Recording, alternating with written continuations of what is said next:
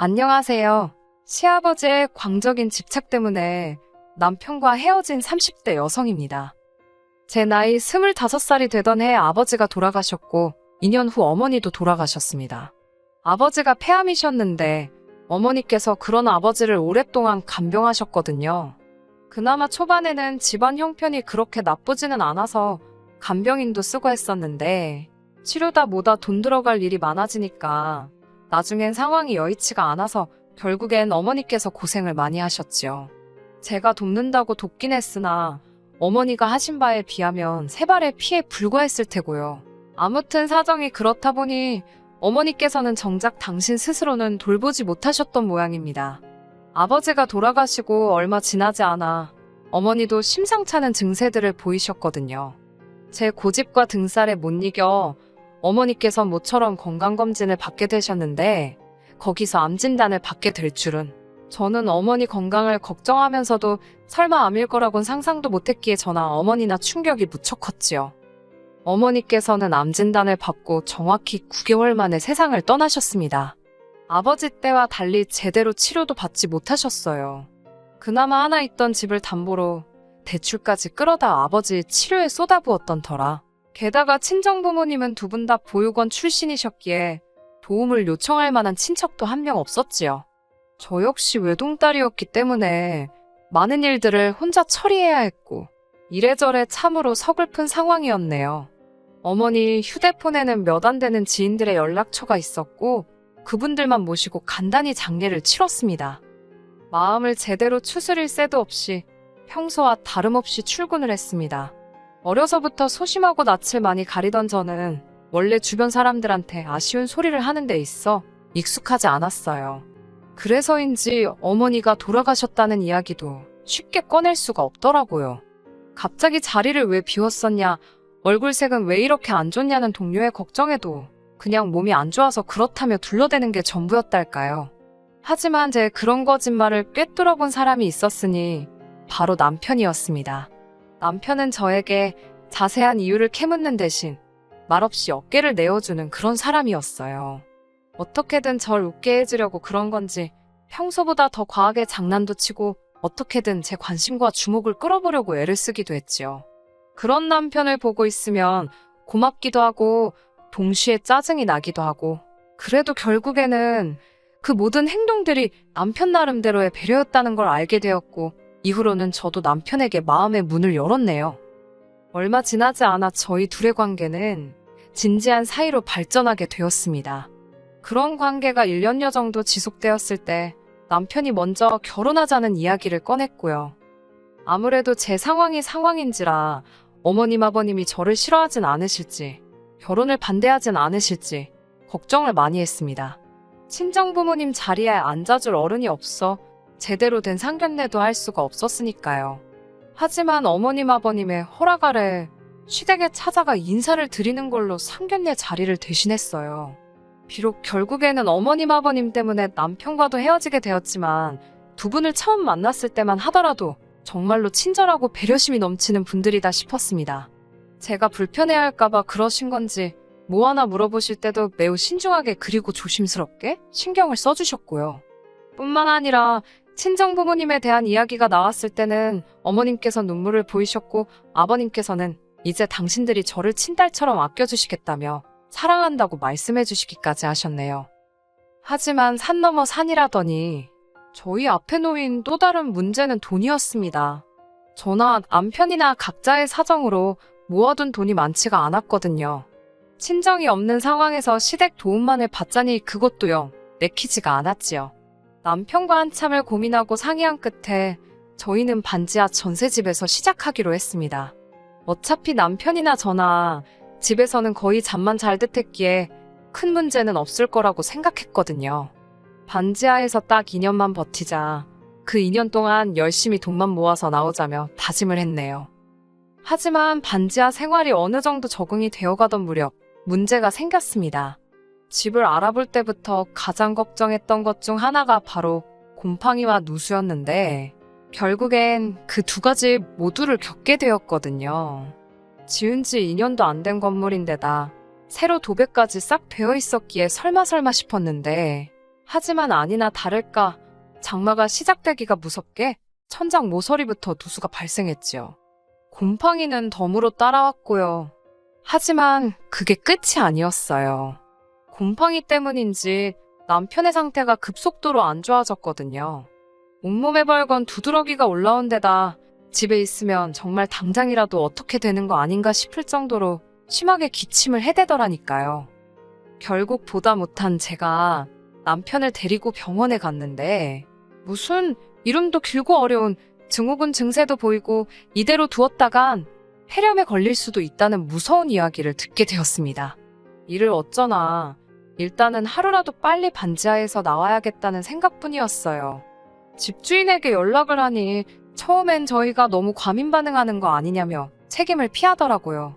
하지만 자기 눈으로 남편 상태를 보더니 그제서야 먼저 미안하다며 계약을 물러주겠다 하대요. 대신 주변에다가 괜히 누수네 곰팡이네 그런 소리는 말아달랍니다. 아무래도 대학 가다 보니 소문에 꽤나 신경이 쓰였던 모양이에요. 아무튼 그리고 당연히 이 소식을 어머님 아버님께도 알렸습니다. 어머님께서는 무척 속상해 하시더니 기왕 이렇게 된 거 들어와 살라 하시더군요. 뭐하러 생고생을 사서 하냐며 살림 같은 거 시키지도 않을 거고 애라도 갖게 되면 당신이 다 도와줄 거라고. 같이 살면서 돈이나 바짝 벌어 나가라셨지요. 솔직히 이때만 하더라도 저는 어머님의 말씀에 꽤나 감동했어요. 물론 제가 바보는 아니었기에 막상 같이 살기 시작하면 결국엔 제가 살림을 하게 될 수도 있고 여러 가지 변수가 있을 거다, 힘든 일도 있을 거란 건 충분히 예상하고 있었고요. 그래도 어찌됐건 어머님께서 저희를 도와주고자 하신 말씀이라 생각하니 정말 감사했답니다. 하지만 시댁에 들어가 살기 시작한 직후부터 하루가 멀다하고 스트레스 받는 날의 연속이었네요. 그 이유는 바로 아버님이셨고요. 다정다감한 줄만 알았던 아버님 때문에 제가 이토록 힘들어질 거라곤 상상도 못했네요. 아버님께선 아침부터 저녁까지 저희가 집에 있는 한 당신 눈에 보이는 곳에 있기를 바라셨어요.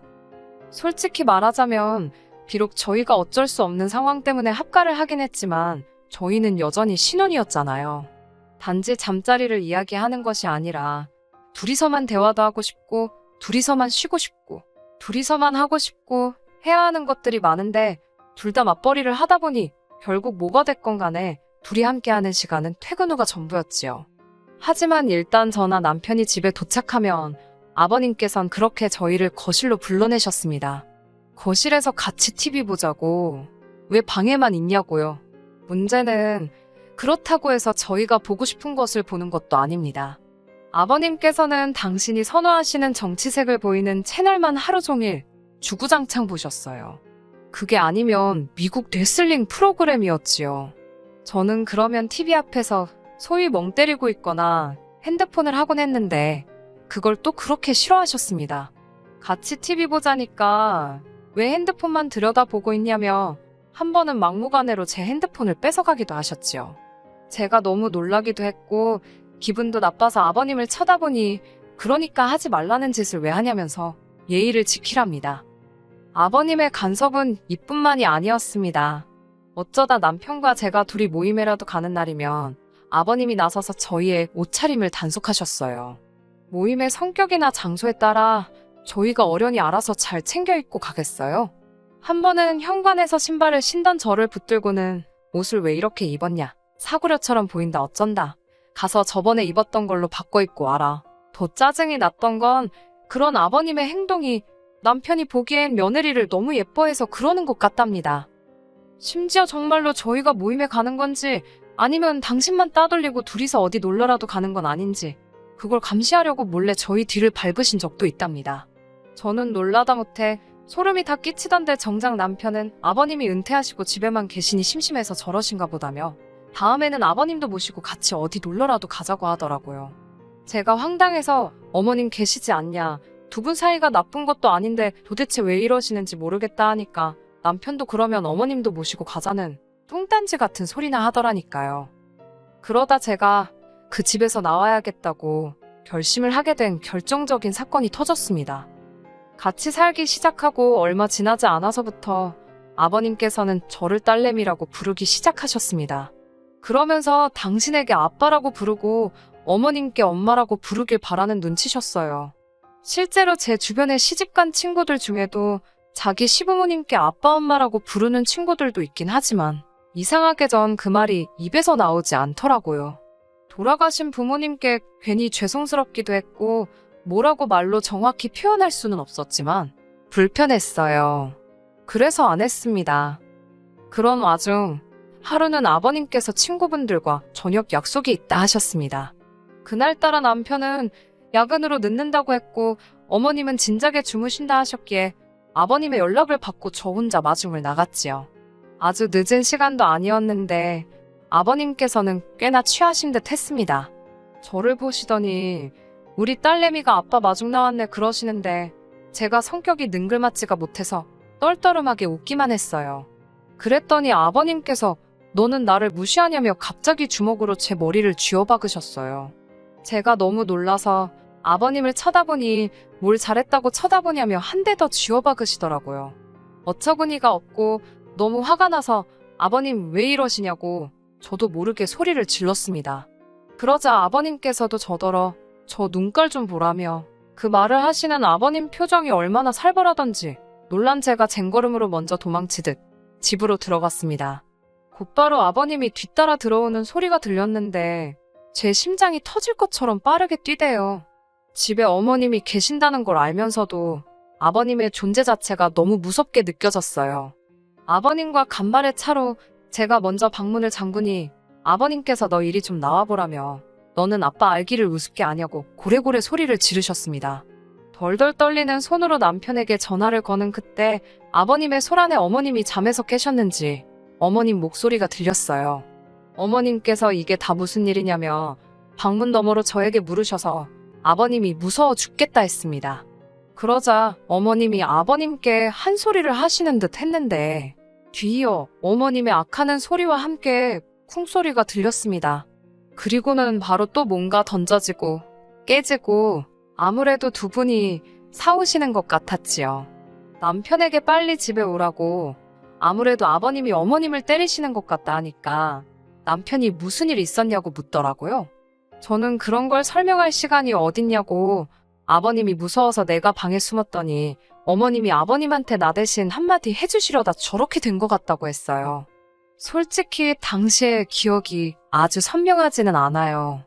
그 정도로 충격이 컸기 때문이겠지요. 남편이 오려면 좋게 1시간은 걸릴 것 같았고 어머님의 상태가 걱정된 저는 결국 경찰을 불렀습니다. 한 20여 분 지났을 무렵 경찰이 왔고 제가 잽싸게 뛰어나가 현관을 열었어요. 언뜻 둘러본 집안은 말이 아니대요. 어이가 없었던 건 아버님은 그새 세상 모르고 소파에 널브러져 주무시고 계시더라니까요. 한편 경찰이 어머님과 저에게 괜찮냐 물었고 저는 어떻게 된 일인지 다 이야기하려고 했습니다.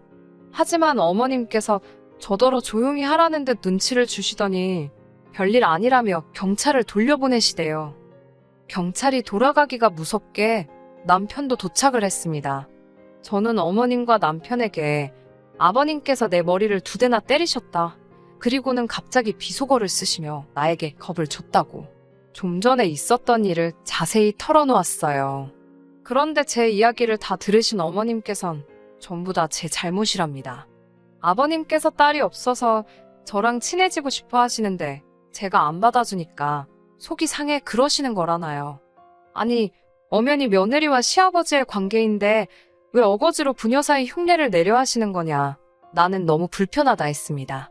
하지만 남편도 저더러 돌아가신 장인어른한테 미안해서 그러는 거냐며 너무 어렵게 생각하지 말고 마음의 문을 좀 열라대요.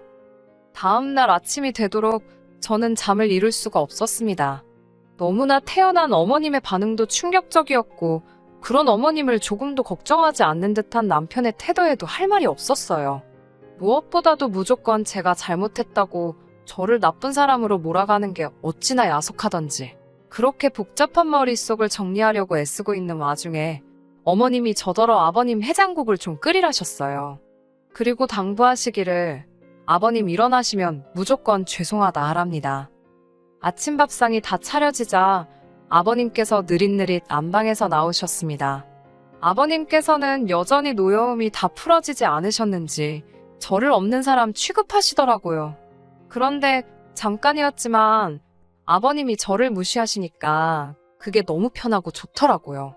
하지만 그 기쁨도 잠시였어요. 아버님께서는 저더러 당신한테 할 말이 없냐입니다. 이번엔 어머님뿐만 아니라 남편까지 저에게 눈치를 주는데 솔직히 뭐라 할 말이 없었어요. 일단 어제 일에 대해선 확실히 사과를 받고 싶었고 아빠라는 소리는 죽었다 깨어나도 하기 싫었으니까요. 그렇다고 아버님과 어제 일에 대해서 시시비비를 가릴 수도 없었으니 차라리 입을 다물고 있는 게 낫겠다 싶었습니다. 그러자 아버님께서는 진짜 괘씸하다며 이렇게 고집이 센 줄 몰랐다 하시더니 식사하시던 밥수저로 제 머리를 또 때리시는 거예요. 정말 머리가 띵하고 눈물이 다 찔끔 나오더라니까요. 제가 정말 왜 이러시냐니까 내가 뭘 어쨌냐며 말 안 듣는 자식 부모가 한 대 때릴 수도 있지 그러시더니 또 들고 계시던 수저로 2대를 연달아 때리셨습니다.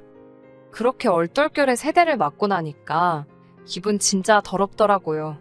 아프고 그런 게 문제가 아니라 너무 수치스러웠습니다.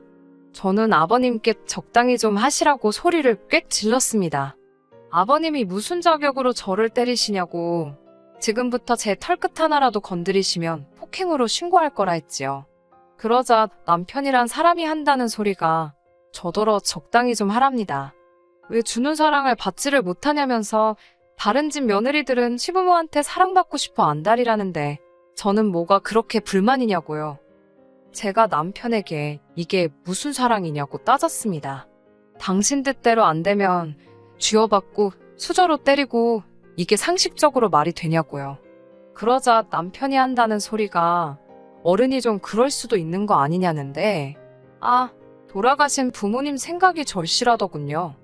만약 한 분이라도 살아계셨다면 제가 이런 수모를 겪지는 않았을 거란 생각에 제가 벅차오르는 눈물을 삼키느라 아무 말도 안 하고 있으니 어머님 아버님 그리고 남편까지 죄다 제가 할 말이 없어서 그러는 줄 알았나 봅니다. 아버님께서 마지막이다 생각하고 한 번 더 저를 용서해 주시겠다며 아빠한테 와서 안겨보라는데 진짜 쌍욕을 해드리고 싶더라고요. 제가 됐다고 이 집은 쌍놈의 집구석이라 며느리랑 딸이랑 구분도 못하고 뻑하면 마누라고 며느리고 상관없이 손찌검이나 해대는가 보다고 상종을 못하겠다 했습니다. 남편에게도 그놈의 아파트 한번 살아보겠다고 혼인신고도 못해서 그렇게 서글프더니 지금은 다행이다 싶다고 써붙였어요. 그리고 다시 아버님께 마지막이다 생각하고 한 번 더 기회를 드리겠다고 제 머리 때리신 거 사과하시라 했습니다. 아버님께서는 저더러 이리 오라고 아주 머리털을 다 뽑아 놓으시겠다며 오히려 역성을 내시더군요. 저는 그대로 대충 중요한 집만 챙겨 시댁에서 나왔습니다.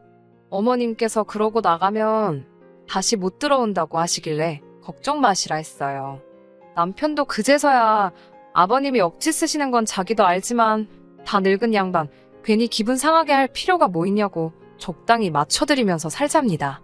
그러다 어머님 아버님 2분 다 돌아가시면 이 재산 다 자기가 받을 거고 그러면 제 거나 마찬가지라나요. 자식 새끼라곤 지 하나뿐인데 그런 인간이 부모님 돌아가실 날만 기다리는 모양새라니. 면전에다 대고 네 부모도 참 딱하다고 한마디 해주고 이후로 칼같이 연락 끊었습니다. 하늘에 계신 부모님께서 이런 저를 보시면 자랑스러워하지는 않으시더라도 잘했다 한마디는 해주시겠지요?